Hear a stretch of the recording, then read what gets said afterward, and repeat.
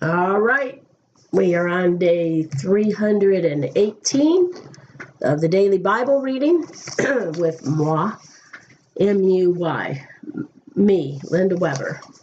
2 Kings chapter 5, Psalm 137, and Luke 14. That's where we're at. Hope you guys all had a wonderful day today.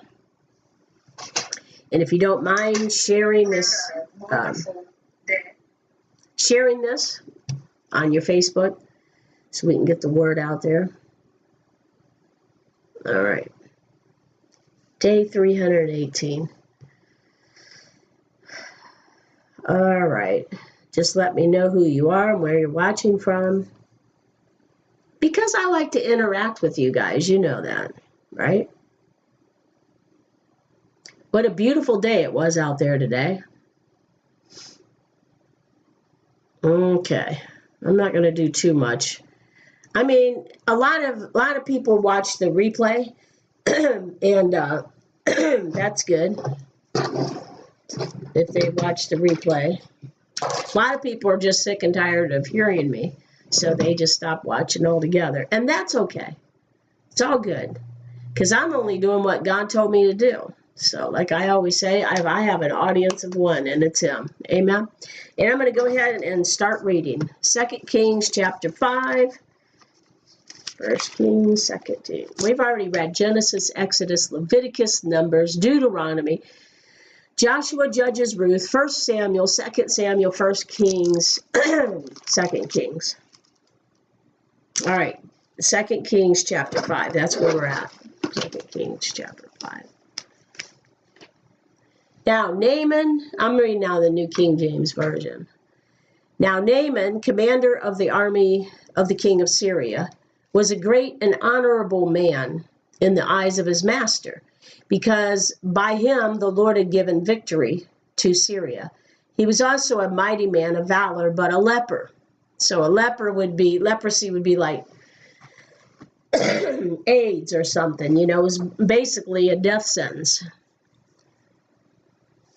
And something that you didn't want to get, that was for sure. And the Syrians had gone out on raids and had brought back captive a young girl from the land of Israel. She waited on Naaman's wife. Then she said to her mistress, "If only my master were with the prophet who is in Samaria, for he would heal him of his leprosy." And Naaman went in and told his master, saying, "Thus and thus said the girl who is from the land of Israel." Then the king of Syria said, "Go now, and I will send a letter to the king of Israel." So he departed and took with him 10 talents of silver, 6,000 shekels of gold, and 10 changes of clothing. Then he brought the letter to the king of Israel, which said, "Now be advised when this letter comes to you, that I have sent Naaman, my servant, to you, that you may heal him of his leprosy." Now, and it happened when the king of Israel read the letter that he tore his clothes and said, "Am I God to kill and make alive, that this man sends a man to me to heal him of his leprosy? Therefore, please consider and see how he seeks a quarrel with me." So it was when Elisha, the man of God, heard that the king of Israel had torn his clothes, that he sent to the king, saying, "Why have you torn your clothes?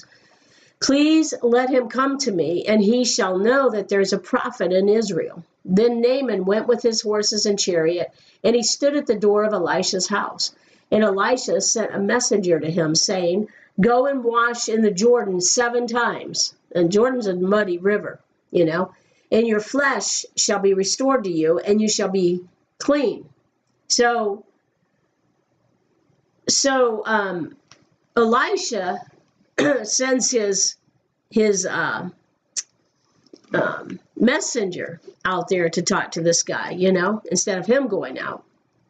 But Naaman became furious and went away and said, "Indeed, I said to myself, he will surely come out to me and stand and call on the name of the Lord his God and wave his hand over the place and heal the leprosy."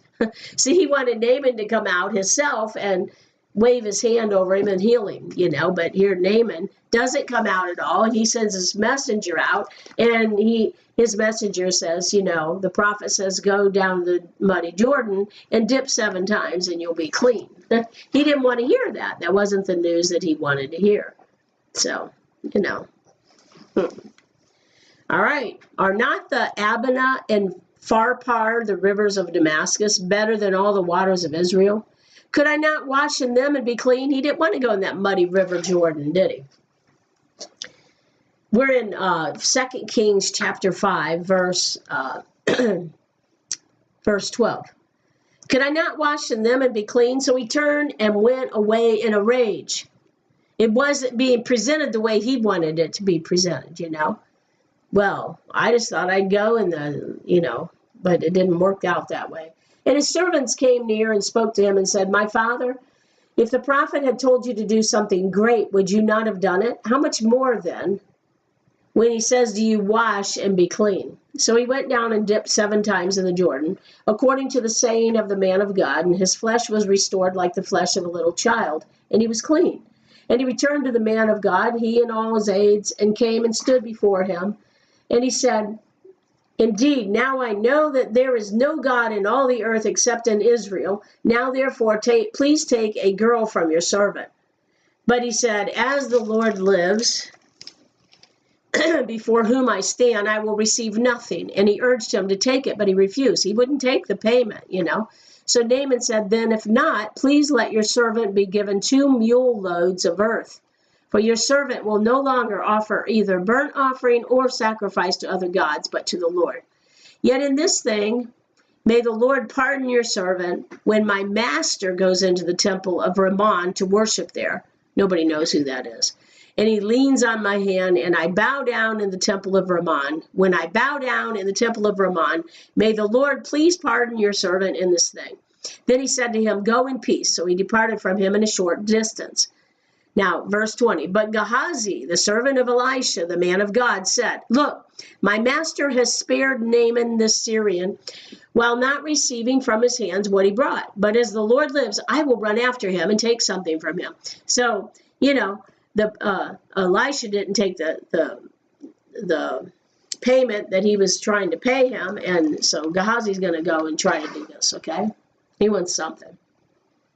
So Gehazi pursued Naaman. When Naaman saw him running after him, he got down from the chariot to meet him and said, is all well? And he said, all is well. My master has sent me, saying, indeed, just now 2 young men of the sons of the prophets have come to me from the mountains of Ephraim. Please give them a talent of silver and 2 changes of garments. So Naaman said, please take 2 talents. And he urged him and bound 2 talents of silver in 2 bags with 2 changes of garments and handed them to 2 of his servants, and they carried them on ahead of him. When he came to the citadel, he took them from their hand and stored them away in the house. Then he let the men go, and they departed. So Gehazi ran after him and took, you know, some of the stuff that the money that he was going to give to Elisha, and he came back and hid it. Well, then he went in and stood before his master. Elisha said to him, where'd you go, Gehazi? And he said, your servant did not go anywhere. Well, he's lying, right? Then he said to him, did not my heart go with you when the man turned back from his chariot to meet you? Is it time to receive money and to receive clothing, olive groves and vineyards, sheep and oxen, male and female servants? You know, in other words, Gehazi he knew what was going on. So Gehazi was planning to go out and buy him some sheep and oxen and some vineyards and, you know, and clothing. Therefore, the leprosy of Naaman shall cling to you and your descendants forever. And he went out from his presence, leprous, as white as snow. So it didn't do him any good to go out and lie and take that money. You know, he ended up exactly what that other guy was cured of. So, all right, let's go over to Psalm chapter 137. How's everybody doing tonight?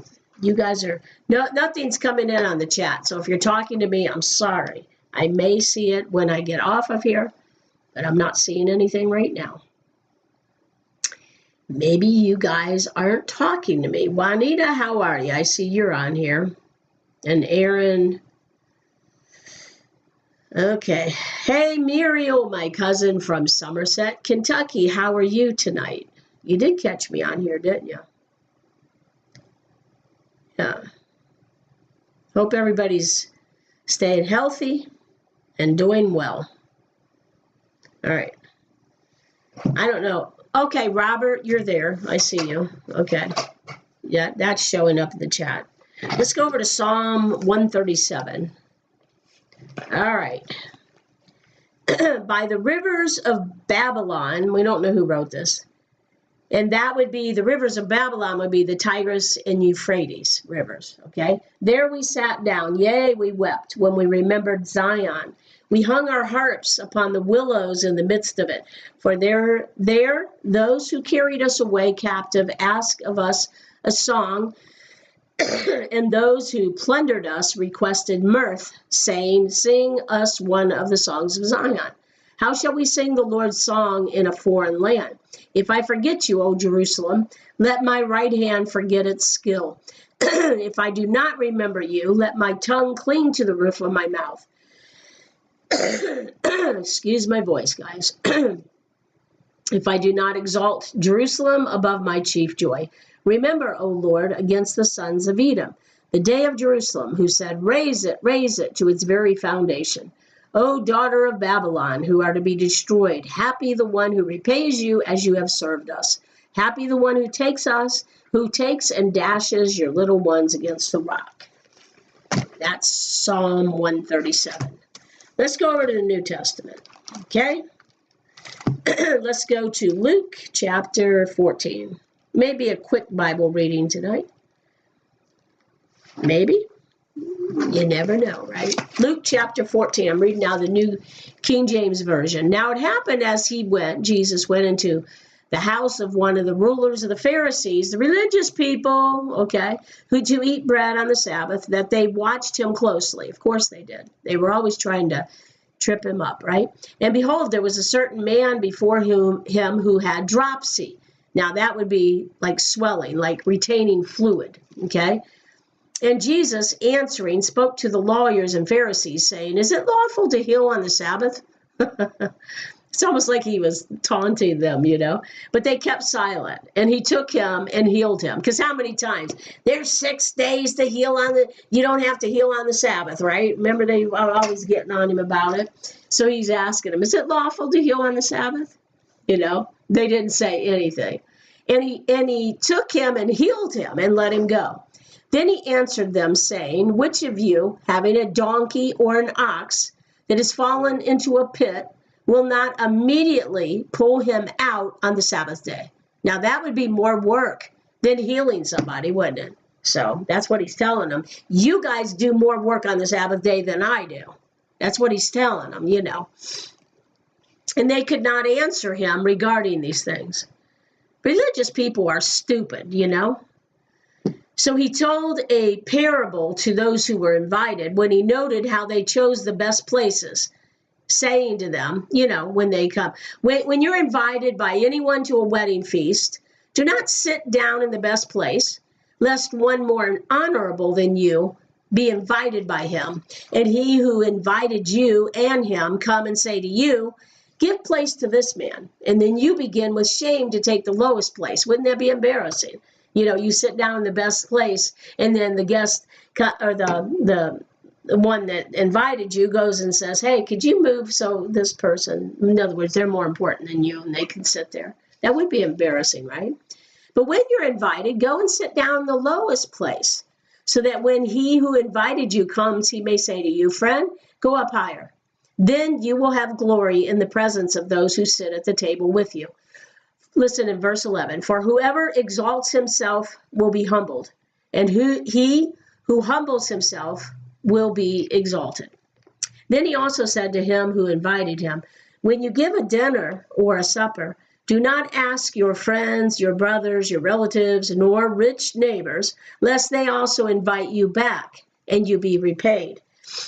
But when you give a feast, invite the poor, the maimed, the lame, the blind, and you will be blessed because they cannot repay you, for you shall be repaid at the resurrection of the just. You know, that's another proof right there. Luke 14:14 is another proof that we're going to be rewarded at the rapture. Because for you shall be repaid at the resurrection of the just. Poor people can't pay you back, you know. That's why when you do something to help poor people, it's called alms. You shouldn't. Don't tell anybody, you know, just do it. Do what God's telling you to do. And because he said if you help poor people, and you say something about it, then you've already got your reward. All right. Now, when one of those who sat at the table with him heard these things, he said to him, blessed is he who shall eat bread in the kingdom of God. Then he said to him, a certain man gave a great supper and invited many, and sent his servant at supper time to say to those who were invited, come, for all things are now ready. Now, this is referring to Israel, because you know, Jesus came to his own, and his own received him not. He came to the Jewish people, they received him not. So then that's when the Gentiles were able to take, you know, to come in. So thank God for that. But they all, because he intended for the Jews to evangelize the Gentiles, you know. But they all with one accord began to make excuses. The first one said to him, I bought a piece of ground and I must go and see it. I ask you to have me excused.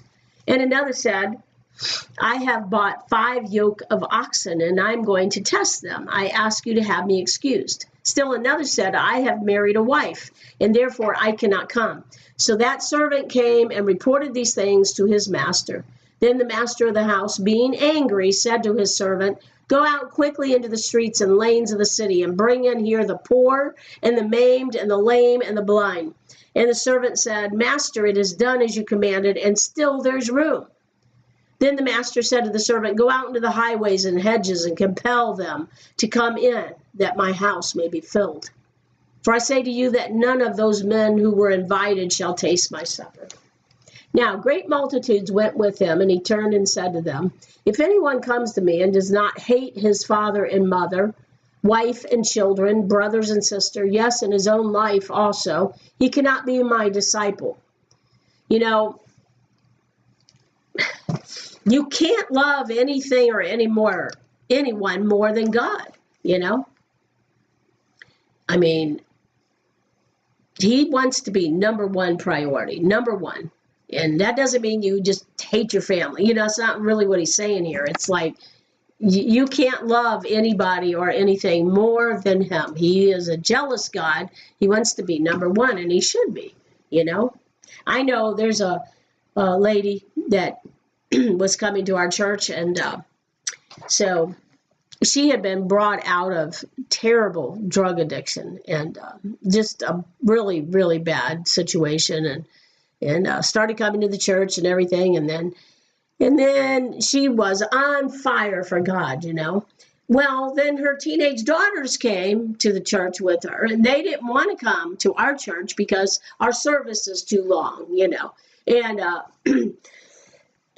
so they talked her into going to some nominal religious church out there.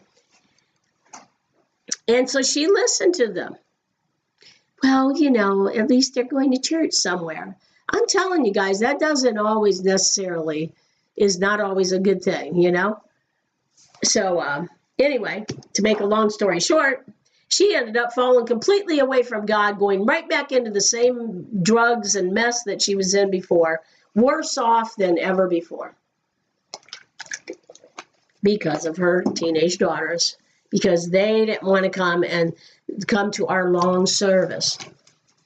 So she let her daughters take her right back into the world, and it's a shame. So obviously she loved her daughters more than the things of God. You know, she's going to go sit in some dead church, and she knew better. She had been in our church for quite a few years, and she had come from nothing and even lost her daughters at one point. It went from nothing to everything, and then she went from everything back to nothing. And I'm telling you, this is no joke, man.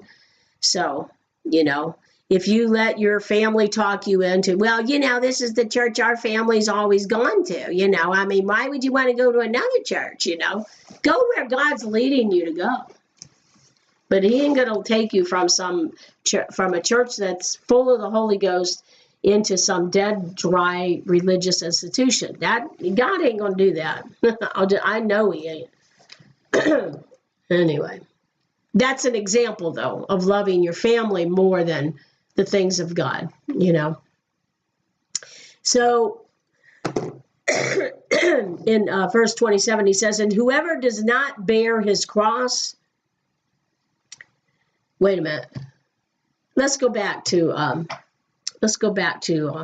verse 26. And if anyone comes to me and does not hate his father and mother, wife and children, brothers and sisters, yes, and his own life also, he cannot be my disciple. And whoever does not bear his cross and come after me cannot be my disciple. There's a separation. There's a price to pay. There's a separation from the world. Go for God. Don't try to have one foot in the world. And ain't nothing worse than, oh man, don't get me started on this. There's nothing worse than,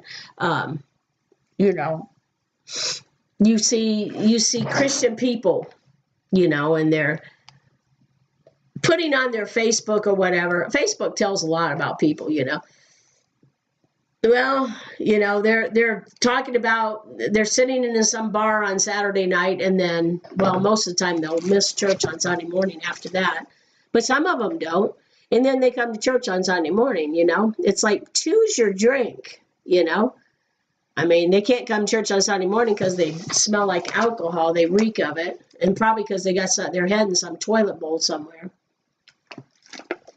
You just got to choose. The choice is yours, I don't understand why sin is not fun, Well, maybe it's fun for a season, for like an hour or something, I guess.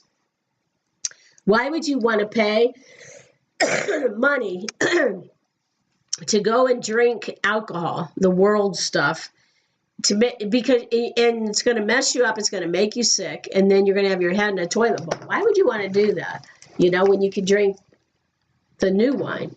Oh, well, that's all I'm going with that. All right. Where are we at? So, in verse 28, for which of you, intending to build a tower, does not sit down first and count the cost, whether he has enough to finish it? Lest after he has laid the foundation and is not able to finish, all who see it begin to mock him, saying, this man began to build and was not able to finish. Or what king, going to make war against another king, does not sit down first and consider whether he is able with 10,000 to meet him who comes against him with 20,000? Or else, while the other is still a great way off, he sends a delegation and asks conditions of peace. So likewise, whoever of you does not forsake all that he has cannot be my disciple. Salt is good, but if the salt has lost its flavor, salt is a preservative, how shall it be seasoned? It is neither fit for the land nor for the dunghill, but men throw it out. He who has ears to hear, let him hear. And that's it. That's it. We just read 2 Kings 5, Psalm 137, and Luke 14. Oh, boy. All right, guys. Well, I hope you have a good rest of your day, wherever you're watching from. And I'm going to get off here. I know it was going to be a short night, but I have some more things I got to do this evening. But I didn't want to miss the Bible reading tonight. All right. God bless you. I'll see you tomorrow with day 319 tomorrow. God bless you.